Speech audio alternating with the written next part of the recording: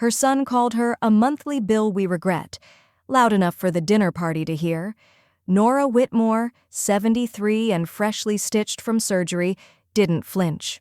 Travis kept drinking, smirking, certain she'd stay powerless. By sunrise, his name was gone from every account, every deed, and every document that once held it. She'd raised him out of duty. Now she was erasing him out of design. And when he came knocking for what he thought was still his, only silence answered back. Before we begin, may I ask, where in this big, beautiful world are you listening from? It's always a quiet honor to know who's sharing this space.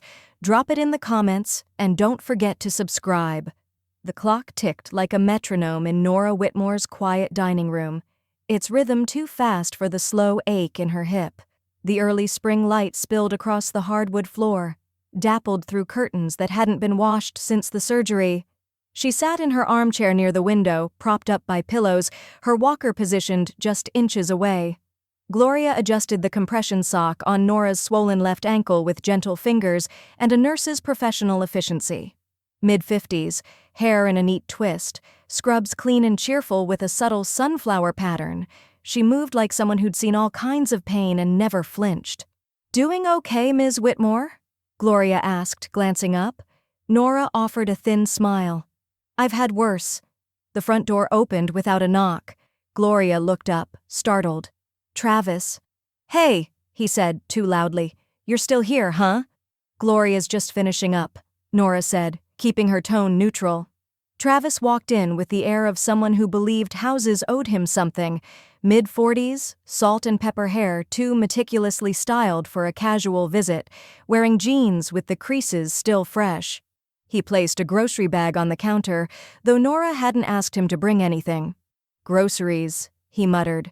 "Everything's so damn expensive lately. Milk's up 50 cents, bread's like $5. Can't even keep our own fridge full half the time." Nora watched him from the chair, her mouth a quiet line. Gloria stayed kneeling by her foot, her hands now still. Travis opened the fridge, scoffed. "You still have 3 cartons of eggs? Why'd you ask for more?" "I didn't," Nora replied softly. He turned. "Guess I imagined it. Or maybe you forgot you asked. That happens." Nora reached for her walker, fingers closing around the cold metal. She didn't stand, just held it. Gloria glanced up at Travis, then back to her patient. Travis dropped his voice just enough that he probably thought Gloria wouldn't hear, though he stood barely 10 feet from her. "I swear to God, she's just a monthly bill we regret. My name's on every damn account and it still feels like we're paying to keep someone else alive." Gloria stiffened, but said nothing. Nora didn't flinch. She didn't cry. But her grip on the walker tightened, skin pale against the aluminum. One of her knuckles cracked. Travis turned back toward the door. "Whatever. I've got a call in 20. You good or do I need to babysit?" "I'm just fine," Nora said. He didn't say goodbye. The door closed harder than it needed to. For a few long seconds, neither woman spoke. The refrigerator hummed. A bird chirped once, faintly, outside the window. Then Gloria exhaled, standing and smoothing her scrub top. "I shouldn't say this, but you won't be the first," Nora said, her voice still even. Gloria hesitated. "You didn't deserve that." Nora finally looked up at her.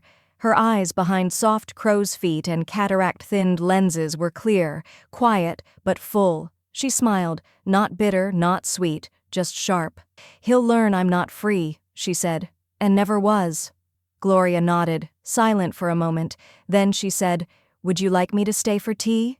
"Just for 10 minutes. "Off the clock." Nora paused, then gave a single nod. "Boil the water. I'll set the table." She pushed herself up on the walker, one slow inch at a time, as Gloria moved into the kitchen. Outside, the sun slipped behind a thin cloud, muting the room in soft gray. Nora paused at the credenza and brushed her fingers over an old photograph. Her wedding day, 1968. Her husband's arm was around her, young Travis in her lap. She stared at it just long enough to see what was missing. Then she slid open the drawer and took out a small, leather-bound notebook she hadn't touched in years. She opened to a blank page. The paper felt thin under her fingers, like something that could disappear if she breathed too hard. But Nora didn't blink. Not as she flipped through page after page of joint accounts, automatic drafts, and her late husband's long-frozen investments, each one with her son's name staring back at her. The dining room was dim now, save for a brass desk lamp she'd pulled onto the table. Its yellow light made everything look older, more fragile. She wrote Travis's name again at the top of a fresh legal pad, this time in block. Letters underneath. She began listing every place his name lived: the checking account, the emergency contact at the bank, the electric bill login, the brokerage tie-in he'd insisted on, just to simplify things after Raymond died. Everything he touched, everything he could still drain. Across from her, Gloria sat silently, sipping black tea from a chipped mug with a faded cardinal on the side. The nurse didn't speak. She knew what not to interrupt, but her presence was steady, anchoring, a small act of witness. "I was careful," Nora said finally, not looking up. "I never gave him the deed. Just co-signed on the utilities. Kept the mortgage refinanced in my name only." Gloria set her cup down gently. "That's good." Nora shook her head. "Not good enough. He still has access. And entitlement makes people lazy, but not stupid." The room was quiet for a beat. Then Gloria said, "I know someone who helps women who've woken up." Nora looked up at that. "She doesn't advertise," Gloria continued, "but she's helped a few of my clients set things straight. Clean, no drama, no traces." A long pause passed between them. Then Nora nodded once. "Give me her number. Write it. No phones." 3 days later, the woman arrived in a gray sedan with no bumper stickers and an impeccable parking job. Kara Bishop. Late 30s, sharp coat, hair parted severely to one side. She carried a structured leather folder and wore no rings. They met at a small local coffee shop Nora had once frequented with her bridge group, before the falls, before the cane, before everything else had shrunk. Nora had picked the table farthest from the windows. "You understand," she said after brief introductions, "that I want no email, no Dropbox, no apps, no e-documents with passwords he might still know." Kara nodded, as if that were the most natural request in the world. "Paper trail only. Burnable if needed." Nora smiled. Tight, not warm. "Good." Kara opened her folder and pulled out a printout with color-coded tabs. "You've got 14 active financial points with his name tied in directly, and 7 more he can access based on his role in prior co-management." Nora scanned it. There it was, her life, quantified. 76 years of dignity, now reduced to linked accounts, inherited passwords, and a man who used to sleep on her chest, now checking her bank balance. "I want his name gone, from everything." Kara flipped a page. "That's what we do. Utility reroutes, title-only reconfirmations, trust reallocations, emergency contact purges, online portal rebuilds." Nora looked up. "What about the house insurance?" "Already drafted for revision. You'll be the sole policyholder by next Friday." Nora nodded slowly, then lifted her teacup and took a sip. "Once we start, can he stop it?" "Number not unless he wants to sue, and the courts don't like sons suing disabled mothers without a damn good reason." Nora chuckled, dry and low. "I'm not disabled, just healing." Kara looked her in the eye. "Good, then let's make sure he never gets to spend another dollar of your healing." She slid a single form across the table. Nora picked up the pen beside it and signed, hands steady. Kara slid the form back into the folder. "Once we shift everything, he won't even be able to buy a stamp with your name on it." Nora exhaled. It felt, oddly, like air after drowning. That night, she turned on the TV for background noise and pulled out the same leather-bound notebook from before. She added a new list, names of places Travis would no longer touch. A list of things that still belonged to her. Then she added a name she hadn't thought about in years, and circled it. Nora had just set the second tray of muffins on the counter when she heard his truck pull up. Not the weekday sedan he used for meetings in town. This was the pickup, the one he used when he wanted to send a message. Big, loud, parked crooked at the curb like it owned her lawn. She didn't flinch, just pulled off her oven mitts and brushed a spot of flour from her blouse. Her hair was brushed, her makeup light but deliberate. The kitchen smelled like cinnamon and butter. Controlled. Soothing. The front door rattled once, then opened without a knock. "Mom?" Travis's voice carried like it was looking for something to accuse. "I'm in the kitchen," she called back calmly. He appeared seconds later, eyes scanning the room like a man hunting for smoke. "You're baking?" "I bake," she said, sliding the tray into cooling position. "You just haven't noticed lately." He looked her over, fresh blouse, counter neatly wiped, 2 mugs already set out. It threw him for a beat. "Things have been off," he said carefully. "You're acting strange." Nora turned slowly, drying her hands on a dish towel. "I'm healing. Baking helps." He crossed his arms. "You're not answering calls right away. I checked the account login and now there's a second security verification. You're avoiding things." "I'm sleeping better," she offered. "And cutting down screen time." He stared at her, face tightening just slightly.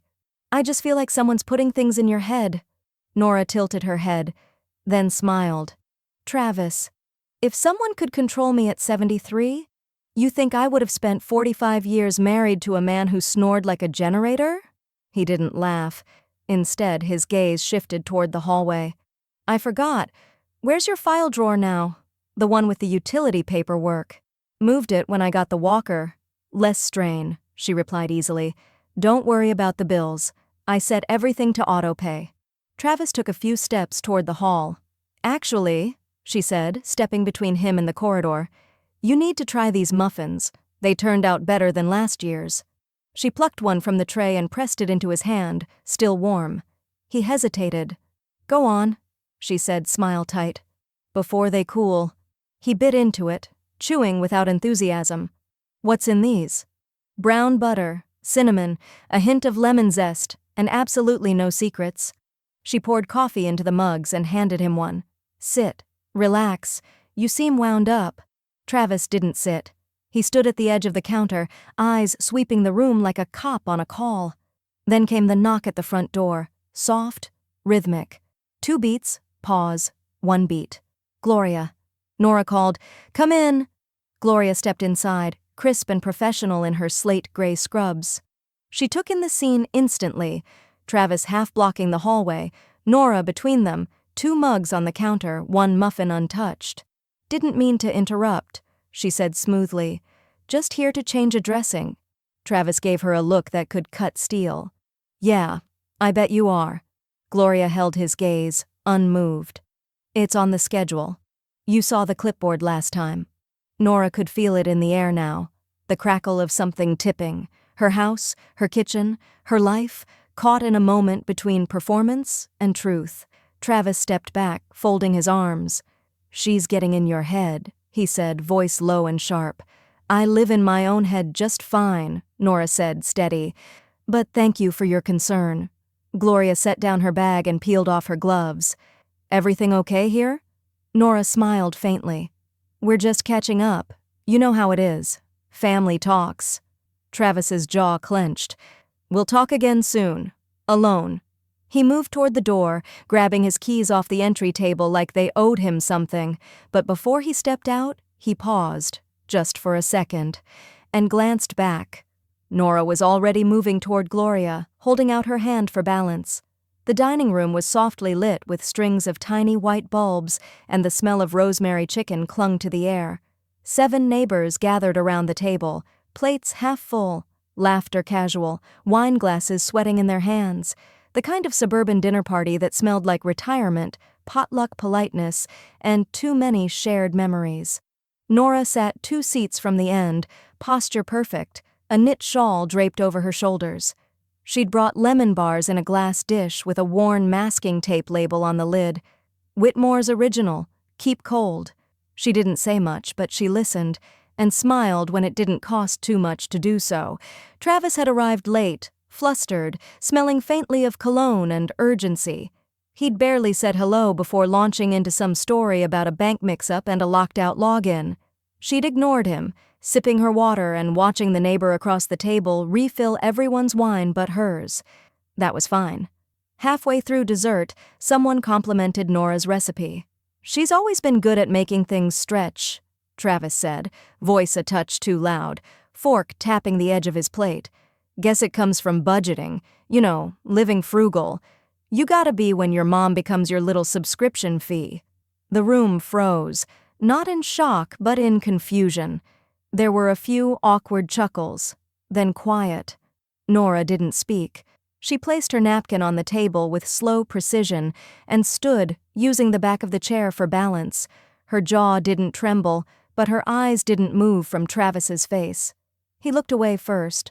One of the neighbors, Anne from across the street, pushed back her chair. "I can take you home, Nora," she said gently.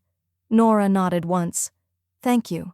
The walk to the car was short, but Nora felt each step, not in her hip, but in her chest, like gravity had doubled. Anne drove in silence until they reached the curb, then she reached over and touched Nora's hand. "Your son's tone tonight. That wasn't okay." Nora just gave her a small smile. "Sometimes the volume finally lets the rest of the room hear what I've known for years." Anne's eyes softened.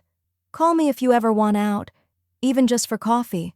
"I'll remember that," Nora said, and stepped out slowly, alone. Inside, the house was cold. She didn't turn on the lights. She walked straight to the roll-top desk near the front window and opened the small drawer on the left, the one with greeting cards she kept, months in advance. She pulled out a blue envelope, a birthday card, pre-stamped, already addressed. "To Travis, always, Mom." She opened it. Inside was her familiar cursive, looped and gentle. "Hope this year brings you peace and more time together. Love you always." Nora stared at the words for a full minute. Then she tore the card in half, then in quarters, then in eighths. The pieces fit perfectly into the trash bin like they belonged there. She sat back down, rolled open the desk, and reached for the red pen she hadn't used in years. The trust document lay beneath a folder labeled Legal-Active. She flipped to the page with Travis's name, circled it once, then again, harder. A final ring of red. Her phone buzzed gently on the desk. "Kara, draft revision complete. Scanned copy in your file drawer. Physical original arrives Monday." Nora smiled, narrow, quiet, a woman tasting satisfaction like bittersweet chocolate. She didn't reply. Instead, she picked up her planner, flipped to tomorrow's page, and wrote 2 words in ink. Final Sever. At 6:42 the next morning, Travis sat in the parking lot of Riverbank Credit Union, tapping his phone against the steering wheel as the sun lit up the dashboard. His banking app refused the login, twice, then showed a warning screen. "Access suspended. Please contact the primary account holder." He tried the house deed portal. Error. Tried the joint utilities dashboard. Denied. He cursed, tossed the phone into the passenger seat, and pulled out of the lot like a man chasing something already lost. The screen door slammed hard enough to rattle the frame. Nora didn't look up. She was seated at the dining table, sifting through a stack of manila folders, reading glasses low on her nose, a faint trace of lavender hand lotion still clinging to the air. Travis's boots hit the floor like a gavel. "What the hell did you do?" She calmly flipped a page. "Good morning, Travis." He was already red in the face, voice raised. "Don't you pull that grandmother in a rocking chair crap with me. Every account is frozen. The utilities are locked out. My name is gone from the deed." He slammed his hand on the table. "You think I wouldn't find out?" Nora set the folder down with precision and removed her glasses. "I'm organizing, spring cleaning, paperwork. You know, boring adult things." "Cut the crap," he snapped. "Who's helping you? That nurse? That financial woman? You think this is legal? I could sue. Elder abuse, coercion. Do you have any idea how this looks?" She stood slowly, using her walker not because she had to, but because it slowed everything down. Made him wait. "Please, Travis," she said softly, "don't mistake absence for ignorance. I know exactly how this looks." "Do you?" he growled. "Because I gave up a lot of time for you. I helped you after Dad died. I set up all those systems. You think I did that for fun?" Nora turned and walked to the credenza without replying. She opened the drawer, retrieved a slim folder, and returned. Calm, silent. She handed it to him. He opened it and found a single sheet, an itemized list of every transaction he'd ever made from her accounts in the last 2 years. Highlighted. Noted. Every gift to himself labeled clearly: home theater system, golf trip, luxury car lease. At the bottom was a handwritten line: "You cannot steal what was freely given, but you sure as hell made it feel like theft." He stared at it, breath stuttering, throat dry. This is unbelievable. Behind them, the front door opened gently. "Ms. Whitmore?" Gloria's voice floated in like a breeze. "In here, Gloria," Nora said, eyes never leaving Travis. Gloria entered and paused, eyes sweeping the scene. She set her bag down quietly, pulled out her phone, and tapped once. The recording light blinked red. Travis clocked it immediately. "You're recording me now?" he barked. "No," Gloria replied evenly. "I'm documenting a potentially volatile patient visit. It's protocol when things escalate, protects everyone in the room." "I'm not a patient," he snapped. "You're not acting like family either," she said calmly. Nora finally sat. "Travis, you'll get everything you gave." He blinked. "What?" She leaned in slightly, eyes dry and cutting. "Which is nothing." Travis recoiled as if slapped. "You think this is over?" he hissed. "You think cutting me off makes you powerful? You'll regret this. I swear to God, Mom, you will regret every part of this." Nora folded her hands in her lap, unshaken. "That's the difference between you and me. I don't live off regret. I learn from it." He looked between her and Gloria, jaw tightening like a vice. "You want to play this game? Fine. You better be ready to lose." He turned and stormed toward the door, his shadow trailing like smoke. The envelope was thick, ivory linen, heavyweight. The kind of paper that didn't bend easily. Nora held it in both hands as if it were something sacred, and in a way, it was. At the post office, she requested certified mail with return receipt. The clerk weighed it, stamped it twice, and handed her a tracking slip. Nora folded it into her wallet without looking. Outside, the spring wind tugged at her coat. She paused on the steps, sunlight catching the fine silver strands in her hair, and exhaled as if she'd released something older than breath. 3 days earlier, she'd sat at the dining table in the quiet hours of early morning, signing the final page. Kara had included a brief cover sheet with formal language: revocation of power of attorney, nullification of joint banking rights, removal from all medical, legal, and fiduciary documents. Nora slid that into the envelope first. Then she reached for the note she'd written herself. One sheet, handwritten, no copies. Her cursive was steady, even elegant. "You made your feelings clear, Travis. I'm just making it legal." She hadn't signed it, Mom, just Nora. He received it on a Thursday. By noon, her phone was already ringing off the hook. Unfamiliar numbers, blocked callers, even a message from her old church friend Cheryl. Travis called. "He's really upset, says you're not thinking clearly. Maybe we should all talk." Nora didn't return a single call. By evening, he was flooding the family group text with paragraphs, screenshots, accusations, wounded theatrics. "Mom's been manipulated. She's been isolated. I tried to help, and this is what I get?" She's cutting off her only child. "This is elder abuse in reverse. No one sees it?" Nora read each message once, then deleted the thread. Her landline rang next.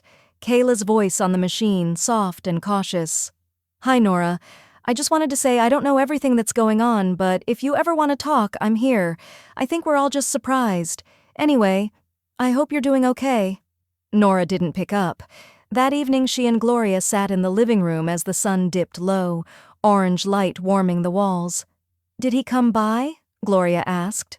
"No," Nora replied, "but he left his mouth all over the internet." Gloria chuckled under her breath, then held up a slip of paper. "New code, front door, back door, garage, all changed. Motion lights are up. You're Fort Knox now." Nora took the paper and tucked it under a coaster. "You sure he won't get more aggressive?" Gloria asked. "Oh, he will," Nora said, not unkindly. "But the doors are shut. He'll just have to knock harder, and that won't change a thing." They sipped tea quietly. The security system beeped once. New code confirmed. Later that night, Nora opened her planner. The same one where she used to write reminders like, pick up prescription, or call Travis water bill. She flipped to next Monday and wrote in bold ink, lunch with Gloria. Below that, she paused, then added, Nora, independent. The next page had her monthly goals. She scratched out, review POA. In its place, she wrote, learn to make peach pie. The old list had ended with update emergency contacts. She added, remove him from all of them. In another house, Travis was pacing. His phone buzzed again, voicemails from cousins who'd suddenly gone quiet. One of them had texted back, she's not wrong, Travis. You went too far. He swiped to delete it, but hesitated. In the corner of the room, Kayla sat on the edge of the couch, silent. Her eyes were on him, but unreadable. I'm not the bad guy here, he said, voice cracking. She didn't answer. Back at Nora's, the house was still. She walked the hallway, stopping at the wall calendar she hadn't updated in weeks. With a fresh Sharpie, she crossed out the entire past month. Then she opened the hallway closet, pulled out an old hat box, and removed a sealed envelope labeled for emergency use only. She placed it in the shredder. The backyard smelled like steeped mint and fresh air. Nora's garden was no longer tended in rows but in pots scattered along the patio, lavender, rosemary, a stubborn patch of thyme pushing through cracks in the brick. The folding table had been set with care, mismatched teacups, butter cookies on a tiered tray, a ceramic pitcher of lemon water sweating faintly in the sun. I brought peach jam, Anne said, holding up a small mason jar as she stepped through the gate. Smells like real fruit, Gloria said, taking it with a smile. 3 neighbors joined them. Women from the block who'd once brought casseroles when Nora's husband died, then drifted into memory. Now they were here again, drawn not by pity, but something sturdier. Nora poured tea with a steady hand. I don't know what this is, she said, lifting her cup with a faint grin, but I'm calling it a social resurrection. The group chuckled. The air felt light, not performative, not heavy, just honest. Who made the cookies? Someone asked. I did, Nora said, with a secret ingredient. What's the secret? Doing it alone, she said, and the table fell quiet, then broke into a ripple of laughter. It was small, brief, but full. Her first real laugh in weeks. It didn't come from her throat. It came from somewhere deeper. Later, after the guests had trickled out and Gloria was rinsing dishes, Nora pulled down the old photo albums from the top shelf of the hall closet. She set them on the dining table and flipped one open. Page after page. Birthdays, beach trips, graduations. Travis at age 4, toothless grin. Travis at 12, holding a science fair ribbon. Travis at 30, smiling like a man who knew he was central. Nora stared at one picture, a Thanksgiving spread. Her hand on Travis's back, his eyes looking past the camera. Her thumb hesitated above the corner, then slowly peeled the photo loose. She moved through the album deliberately, not erasing him, but editing, removing only the ones where his face now rang false. She slid the discarded pictures into a plain manila envelope and sealed it shut. Then wrote across the front, boxed, not burned. By evening, she had the will open on the table. Kara had sent the draft via courier, still sealed, unsigned. Nora reviewed the documents with fresh clarity. She removed 3 small side beneficiaries with a ballpoint pen, then rewrote them. 20% to the Children's Literacy Fund, 15% to the Women's Emergency Grant Program, 10% to Gloria, for compassion rendered without condition. At the signature line, she paused for a full minute, then signed, in black ink, full name, no hesitation. Done, she whispered. This time, done for good. Saturday morning came with cloud-filtered sun and the scent of overripe pears from the neighbor's tree. Nora sat at the small children's table inside the local library annex, a paperback phonics book in one hand, a finger tracing the words beside a boy named Elijah. He was 7, shy, and still mispronounced R as W, but his eyes lit up when he got through an entire sentence without stalling. Again? He asked, hopeful. Nora smiled. Of course again. She met with him every Saturday. No announcements, no titles. Just Nora and a boy learning to read with the kind of wonder that reminded her how long it had been since she'd chosen to give freely, with no weight attached. That Monday, she received a handwritten envelope from Kara. Inside, an invitation printed on cream cardstock with embossed lettering. Financial Futures, a lunch circle for women who've rewritten their legacy. Location, a quiet bistro near the lake. Date, next Friday. Dress code, whatever makes you feel the most you. Nora smiled, then went to her closet and pulled down the old garment bag at the back. Inside, a navy linen dress with a structured waist and quiet confidence. She zipped it back up and laid it on her bed. The smell of cinnamon drifted through the kitchen like memory. Nora slid the tray of muffins from the oven and placed them gently on the cooling rack. She didn't need to set a timer. She could tell by instinct now. The batter had rested longer, the butter had browned just right. It was the kind of knowing that came from reclaiming something you once did out of habit, and now did by choice. As the warm scent filled the house, she reached for her planner. A note was scribbled at the bottom of last Thursday's page, barely visible in pencil. T portfolio login, double check. Nora frowned. She moved to her desk, opened the bottom drawer, and pulled out the old Navy file marked Long-Term Assets Joint. Most had been cleared, reassigned, or removed, but tucked inside a worn folder from 2006 was a sticky note with the word RetireMax written in her late husband's handwriting and a 4-digit code. Her stomach clenched, not from fear, but from unfinished business. She picked up the phone and dialed Kara. "Thought you were all buttoned up," Kara said, voice warm but alert. "Just remembered one more thread," Nora replied. "A retirement account from Raymond's job in Houston. I think Travis still has digital access. Do you have the login?" "I have enough. Text me a scan of any paperwork and I'll get the transfer in motion." "No," Nora said. "I want to finish this one myself." Kara paused, then replied, "You always had it in you. Let me know when it's done." Nora logged in with practiced slowness. The interface was clunky, an old website built before mobile optimization, but she navigated it like a woman who once learned to write checks in triplicate. Under Authorized Users, there it was. Travis Whitmore, secondary login. She clicked Remove. A confirmation box appeared. "Are you sure?" She clicked Yes. Then a second prompt. "You are the sole remaining account holder. Confirm?" Nora stared at the screen for one long moment, then clicked Yes again. The page refreshed. His name was gone. That afternoon, Gloria arrived with a portable hard drive and a tote full of lemon tea and thumb drives. "Time to back up the fortress," she said, unpacking things onto the table. They worked side by side for an hour. Documents scanned, wills backed up, logins changed, 2-factor security added where needed.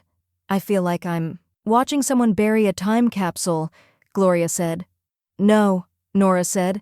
"I'm exhuming it and rewriting the plaque." Gloria raised her mug. "To new engravings." Nora clinked her cup against it. "To erasure with dignity."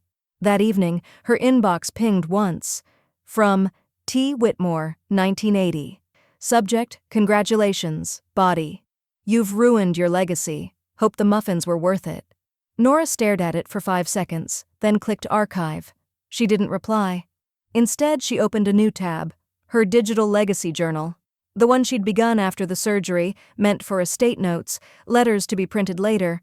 It had once been titled Transitions. She renamed the folder Becoming Nora. She opened a fresh entry and typed slowly. "There comes a point when motherhood is no longer about protecting a child, but protecting yourself from them. That point has passed. I am no longer in mourning. I am in motion." She clicked Save. The next morning, she made a phone call she'd considered for weeks. When the clerk answered, she gave her full name and said simply, "I need to request adoption paperwork. Adult adoption. The beneficiary is my goddaughter. She's 28, unmarried, and I'd like to begin proceedings to make her my legal heir." There was silence on the line. Then the clerk asked, "Do you have her consent?" "She doesn't know yet," Nora said. "But she will. And I've never been sure of anything in my life." She hung up before the woman could ask another question. Later that day, she opened her mailbox to find a small envelope, no return address. Inside, a Polaroid photo.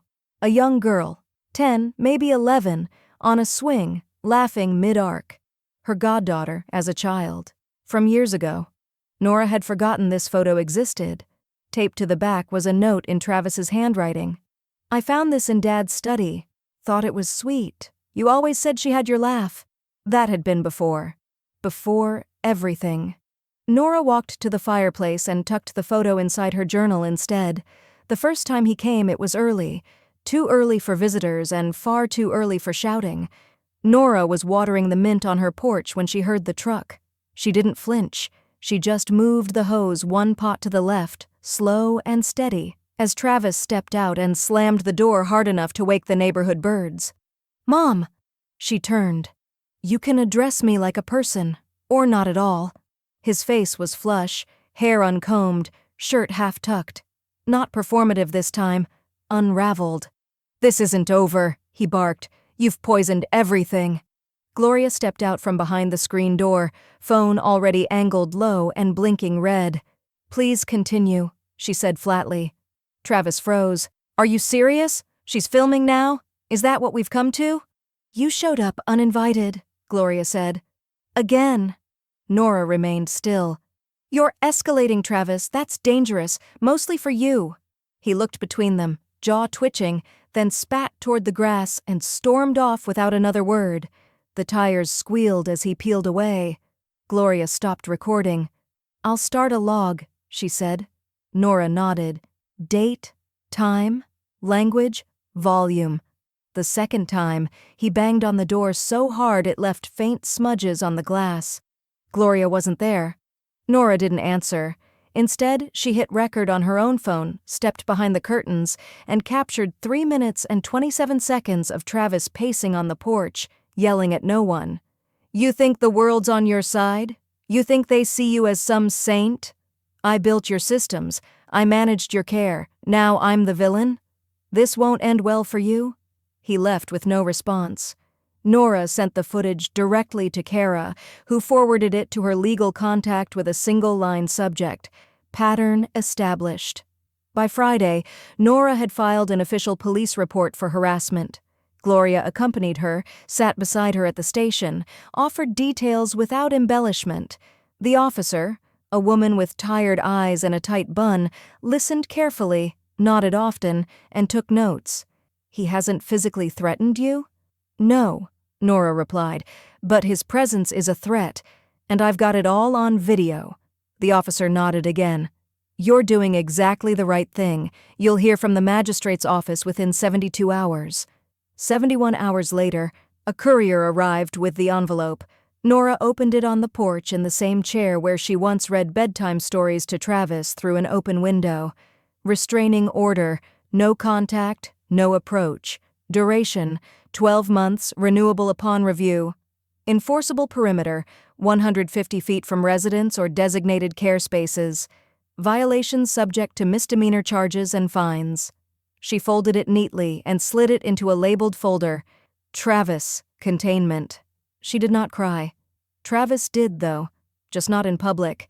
Instead, he cried in posts, cryptic, furious, scattered across platforms under usernames he hadn't updated since 2013.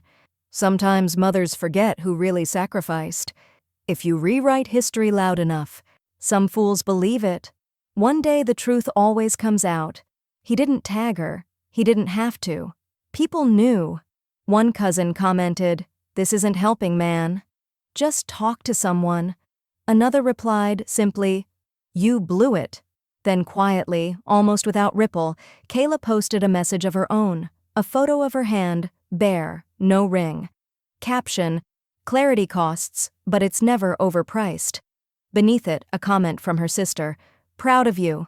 Travis didn't comment, just logged off. Back at Nora's, the house was warm with evening light. Gloria had brewed tea, and Nora was thumbing through a catalog of local nonprofits. One was circled in red, Mothers Who Reclaim. "You ever think he'll get over it?" Gloria asked.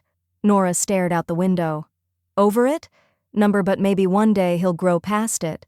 Then she looked at the porch, fresh paint, stronger locks, a new camera above the doorframe. I stopped waiting for that day. That's the difference. Gloria nodded. Then the doorbell rang. They looked at each other, not tense, just alert. Gloria stood. I'll check. She opened the door slowly. It wasn't Travis, it was Kayla. Hair pulled back, hands empty, eyes uncertain. It started at 9:14 a.m. on a Monday that felt like any other. Blue sky, birdsong, coffee steam curling above the sink. But by 10:03, Travis's entire world was unraveling. He was still in bed, scrolling silently, when the pounding on the door came. Not aggressive, not panicked, just official. He opened it half-dressed, barefoot, blinking at the two uniformed officers standing like sentinels on his stoop. "Mr. Travis Whitmore?" He nodded, throat dry. "You've been served," one said, handing him a heavy envelope. "Restraining order is now active. Violation penalties escalate with contact attempts. There is also a motion for financial protection and asset freeze attached to the order. You'll find the full list inside." They didn't linger. They didn't ask questions, just walked back down the driveway, clipped and practiced. Travis stood in the doorway, the envelope heavy in his hand. A neighbor across the street paused mid-lawnmower, pretending not to stare. Inside, he ripped the packet open. The papers spilled like cold water. Restraining order, activated. Asset access, suspended pending legal review. Power of attorney, revoked. Inheritance, voided entirely. There it was in ink. All financial and legal connections to Mr. Travis Whitmore have been lawfully and permanently severed by Nora Whitmore. The words blurred for a second, then sharpened, and as if on cue, another knock came. Softer this time, a courier, clipboard in hand. "Final notice for 23B Springwood Lane. Your lease arrangement has been cancelled. Please vacate within 7 days. Payment support has been terminated." "Wait, what?" Travis asked, voice cracking. "Units in your mother's name. Her legal rep ended the subsidy this morning." The courier didn't wait for acknowledgement, just handed him a manila envelope and walked away. Travis stood frozen, a stack of finality in both hands. That same morning, Kayla sat at a metal table outside a legal office 2 towns over. The paralegal slid the last of the forms across the table. "You're sure about this?" Kayla signed her name without hesitation. Petition for legal separation. Primary claim, emotional instability, psychological harassment, breach of shared financial trust. There were no dramatic speeches, no witnesses, no arguments, just silence and ink and the slow, brutal precision of a woman who'd run out of illusions. Back in her kitchen, Nora stirred 2 glasses of iced tea and slid one toward Gloria across the table. The sun filtered through the window, catching in the beads of condensation on the glass. "You ever notice," Nora said softly, "how some days have a different kind of stillness?" Gloria nodded. "Like a room after a storm." They sipped in tandem, the porch door open, the screen letting in the chirp of birds and distant sound of a lawn sprinkler. A cardinal landed on the edge of the railing, head cocked, breast burning bright against the white trim.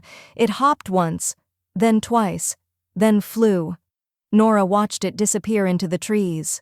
"He thought I was weak," she said quietly. Gloria didn't respond right away. Then Nora added, "I wasn't weak. I was just quiet." They sat there in the pause, 2 women, 1 porch, no need to explain anything else. By afternoon, the house felt almost too calm. The kind of calm that makes you double-check the locks even when you know they're set. Nora walked the hallway alone. No ache in her hip that day. No limp. Just her, upright and steady, moving room to room. She checked her phone once. No missed calls. Then the doorbell rang again. She didn't startle. She didn't even hesitate. She opened the door. It was Elijah, her Saturday reading student, holding a small blue notebook and a grin. "I wrote my own story," he said, cheeks flushed with excitement. "You said I could bring it when I finished." Nora blinked, smiled, stepped aside. "Then come in," she said. "We'll read it on the porch." He nodded and walked past her into the light. The news came on a Tuesday. They were folding linens in Nora's laundry room, the scent of fabric softener thick in the air, when Gloria cleared her throat softly. I got an offer, she said. Nora didn't stop folding. A patient? A job. Full-time. Casework and supervisory at a care clinic in Asheville. She paused. It's good. Steady. No travel. Comes with a garden. Nora set the towel down. Asheville has seasons. Gloria smiled. And decent jazz. The room went quiet.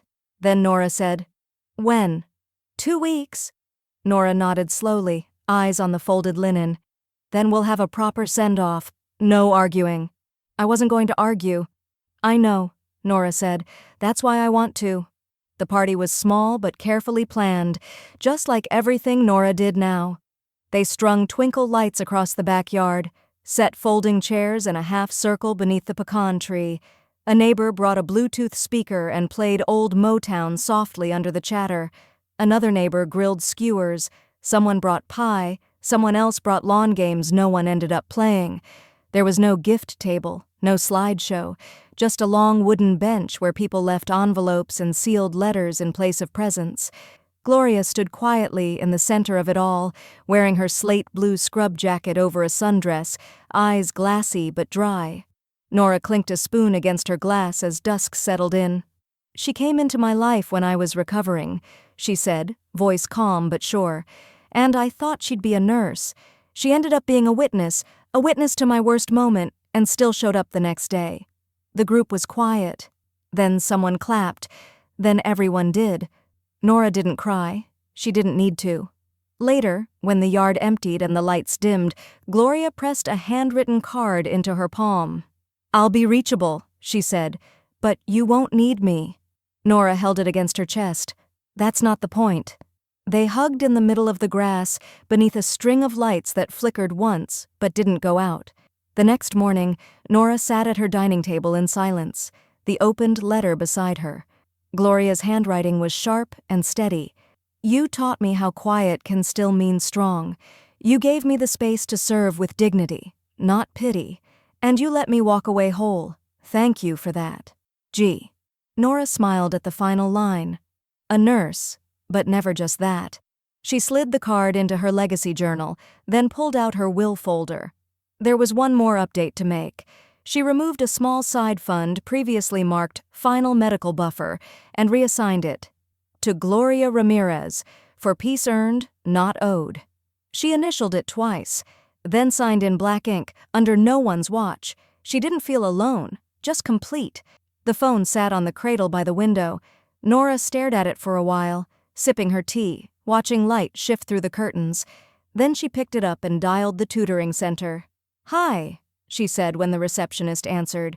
This is Nora Whitmore. I wanted to ask if Elijah had any siblings or friends, anyone else looking for Saturday reading time. There was a pause, then a cheerful, Actually, yes, we've got a young girl, Anya, just moved here. Struggling with phonics but smart as a whip. Would you be open to— Yes, Nora said before the sentence finished.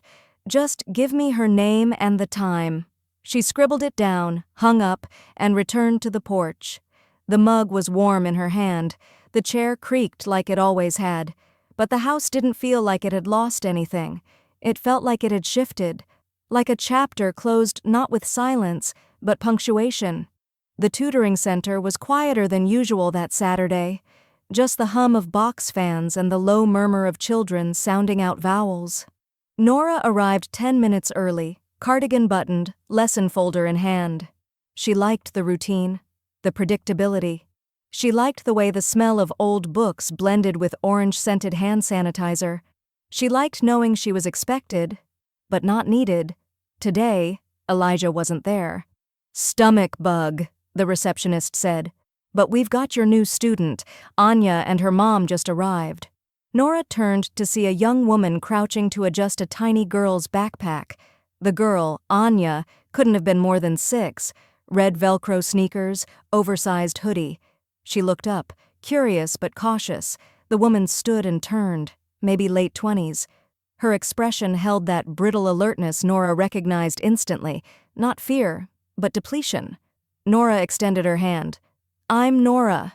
The woman nodded, brushing hair from her face. Callie, we just moved here. I'm still figuring out the schedule stuff. Nora smiled gently. We'll figure it out together.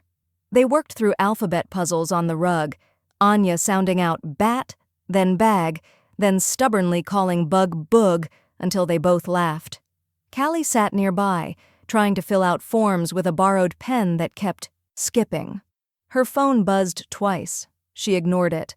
"I'm sorry," she said at one point. "It's been a week. Everything's just a little upside down."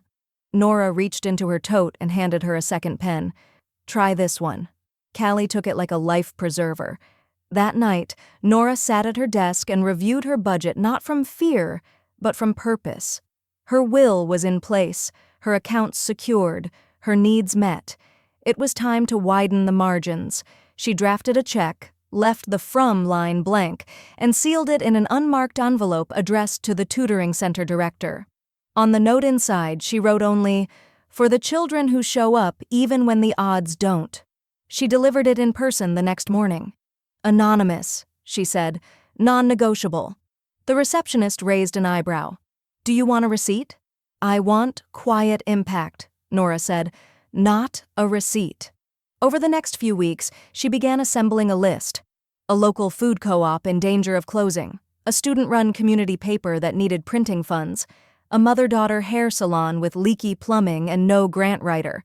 Nora funded each quietly. Small checks, limited conditions, just enough to steady the table, not flip it. The last line on the list simply read, "Raymond Foundation, draft mission." She stared at it for a while, then pulled out a blank document and wrote, "The Raymond Whitmore Foundation, investing in what outlasts ego." Created in honor of a man who believed in legacy and a woman who redefined it. She didn't cry. She just saved the file and emailed Kara. Subject, "Final estate shift. Let's build it." That night, rain tapped softly against the windows. Nora sat in her reading chair, legs under a thick weighted blanket, tea steaming beside her, book open to a page she'd already read 3 times but didn't mind rereading. The lamp beside her cast a soft cone of light. Outside, the wind combed the trees gently. Nothing urgent, nothing fraying. She closed the book, not because she was done, but because she was finally full. She picked up her journal and opened to a fresh page, wrote just 5 words at the top, "The life I chose back." She closed it again and let her head fall back into the cushion. Kayla stood just inside the doorway, twisting her hands together like she didn't know what to do with them. "I should have come sooner," she said softly, "but I didn't know how." Nora motioned to the armchair across from her own. "You're here now." Kayla sat slowly, like the cushion might judge her. Her eyes were puffy, no makeup. Her shoulders hunched like someone used to shrinking inside rooms. "I kept thinking." She paused, blinked. "I thought if I just stayed quiet long enough it would settle, that he'd calm down, that maybe you two would patch it, and I wouldn't have to choose." Nora didn't speak. "I didn't know he'd spiral like that. I mean, I did, but not to that degree. The things he posted, the way he kept calling your generosity leverage." Still, Nora said nothing. "I wasn't just quiet," Kayla whispered. "I was complicit." Nora studied her for a moment, not unkindly, not warmly, just seeing her. Kayla inhaled hard, steadying herself. "I'm pregnant." The word hovered in the space like a lit match, not dangerous, just undeniable. 7 weeks, we just found out. Nora's gaze softened, but her face didn't change. "He doesn't know?" Kayla shook her head. "Not yet. I'm not sure if I'll tell him. That's awful, I know." "It's not awful," Nora said evenly. "It's honest." Tears welled again in Kayla's eyes, but she didn't let them fall. When I heard what he said to you, that day with the nurse, a monthly bill we regret, I wanted to say something, I swear I did." "You didn't," Nora replied, her voice calm but clipped. "I was scared." "So was I," Nora said, "but I still stood up." Kayla looked down, ashamed. There was a long pause, the kind that had weight. Then Nora leaned forward just slightly. "Would you have let your child hear what he said to me?" The question hung there like smoke. Kayla's lip trembled. She shook her head once, then again harder. "No," she whispered. No, I wouldn't. And then finally, she broke, shoulders trembling, breath catching. Not loud, not theatrical, just cracked wide open in the middle of Nora's living room. Nora didn't rush. She stood slowly, crossed the small space between them, and sat beside her on the couch. She didn't speak. She didn't fix. She just wrapped an arm around Kayla and let the silence hold what the words couldn't. They stayed that way for a while. No timer, no resolution.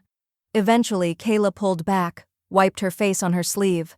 I didn't come to ask for anything. I needed you to know that I see it now.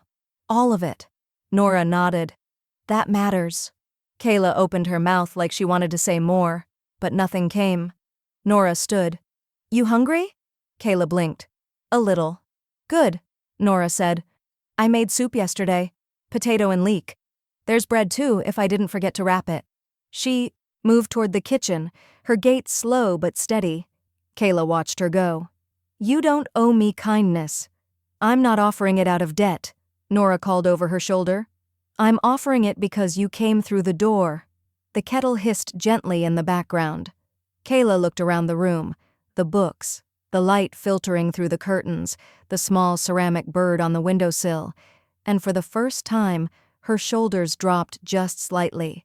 She still didn't know what would happen next, but for the moment, there was soup, and warmth, and the echo of a question that had changed everything. It arrived without a return address, just her name typed neatly on the envelope. The postmark read 2 days prior, no smudges, no stains. Like desperation had been pressed into it deliberately. Nora sat with it unopened for nearly an hour. She left it on the credenza, fed the birds, poured a cup of tea, checked her planner, and folded a towel from the dryer. Only then did she return to it, knife in hand. The letter was 6 pages, front and back. Travis's handwriting was messy, more slashed than written. The first line read, I don't know who I am without you. It spiraled from there. Accusations tempered with sorrow, apologies tangled with blame. Words like betrayal and forgiveness sharing the same sentence, competing for dominance. I was angry, yes, but only because I was scared. I built so much for you. You abandoned me when I needed you most. I'm changing. I've changed. You still owe me something. By the 4th page, his handwriting had softened into loops, pleading, tired, half boy, half man, all confusion. I know I was wrong, but we're family. Family gets to come back, don't they? Nora read it once, then folded it precisely. She walked it to the fire-safe bin in the corner of her study, lifted the lid, and laid the pages inside. She struck a long match, slow, measured, and held it over the paper until it caught. The flames curled the edges inward like the letter was closing itself. She watched until the ink blurred and the pages turned to silence. Then she opened her own journal, pulled out a sheet of thick cream stationery, wrote in her smallest, clearest hand, If I had loved myself earlier, you would have feared losing me sooner. The rest came in waves, unrushed, certain. A letter not to Travis, but to the one he'd never meet. She wrote of boundaries as gifts, not punishments, of silence as strength, of kindness measured by intent, not guilt. She ended it with, This is not a map. This is a mirror. Hold it gently. Then she folded the letter, placed it in a new envelope, and wrote across the front, For my granddaughter, when she's old enough. She slid it into her filing drawer under Legacy Personal, beside a sealed envelope labeled First Garden Lesson, and a photo of her and Gloria smiling beneath string lights. She closed the drawer. A knock came an hour later, soft, off rhythm, familiar. Her goddaughter Iris stood at the door, a bundle of wrapped wildflowers in one hand and a bag of mango lemonade in the other. You looked like a person who needed a break from writing the next Constitution, Iris said with a smirk. Nora raised an eyebrow. And you looked like a person late for porch scrabble. Iris laughed. Fair. They settled onto the porch with the tile bag between them, the flowers now in a chipped blue vase beside the scorecard. Cue on a triple. You're done for, Iris said, grinning as she laid her word down. Nora studied the board like a general. You're underestimating how many words can be made with a V and sheer spite. Iris laughed again, full-throated, young, warm. The game moved in bursts, trash talk, long pauses, the rustle of breeze and the creak of the swing. Nora won by 11 points. Iris pouted playfully, then leaned back and looked at the sky. "You seem lighter," she said. "Not just calm, settled." Nora thought for a long moment before answering. "I didn't need revenge," she said softly. "I needed room." Then, as if the words themselves surprised her, "And I finally have it." The sun rose early, pouring gold through the curtains like it had something to prove. Nora sat at her dining table, glasses perched on her nose, trust documents spread neatly before her. The notary had come and gone. 2 stamps, 1 raised seal, and 3 fluid signatures now made everything real. Her tea had gone lukewarm. She didn't mind. The folder was labeled "Final Trust, Executed."